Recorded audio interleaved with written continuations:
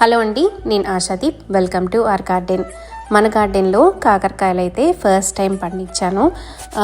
Last year అయితే green peas వేసాను కదా, అవైతే చాలా బాగా వచ్చాయి.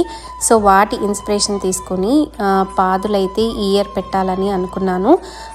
దాని ప్రకారమే ఆనపకాయలు, కాకరకాయలు, బీరకాయలు, నేతి బీరకాయలు ఇవైతే ప్లాంటేషన్ చేసుకున్నాను. వీటికైతే ఎండ బాగా కావాలి కదా. మోస్ట్లీ పోర్ట్లాండ్లో సమ్మర్ టైమింగ్ అయితే ఓన్లీ 3 to 4 months అయితే ఉంటుంది. సో వీటికి ఎండ బాగా కావాలి కదా, వస్తాయో రావో అనుకున్నాను. కానీ కాకరకాయలు అయితే మాత్రం స్టార్ట్ అయ్యాయి. చాలా చాలా హ్యాపీ అన్నమాట. పూత పిందెలు ఇవైతే చాలా బాగా వస్తున్నాయి. ఒక 3 అయితే కొంచెం పెరిగాయి అన్నమాట కాకరకాయలు. సో మన గార్డెన్లో కాకరకాయలు అయితే హార్వెస్ట్కి వస్తాయి. కాకరకాయలకైతే హ్యాండ్ పాలినేషన్ ఏమీ చేయలేదన్నమాట. న్యాచురల్గానే అవైతే పాలినేషన్ అయ్యాయి.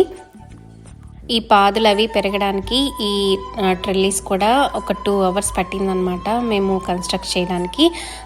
సో పడిన కష్టానికి మనకి అవి కాయలు వచ్చినప్పుడు చాలా హ్యాపీ అనిపిస్తుంది. దట్టు ఫస్ట్ టైం కదా కాకరకాయలు, చాలా చాలా హ్యాపీ అన్నమాట.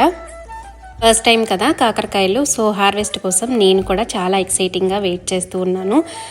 కాకపోతే అది ఎంత సైజు పెరుగుతుందో ఫస్ట్ కాయ అయితే చెక్ చేసుకొని దాన్ని బట్టి హార్వెస్ట్ అయితే చేస్తాను.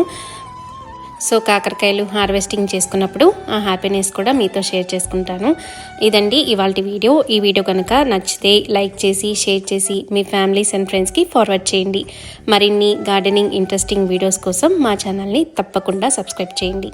Thank you for watching.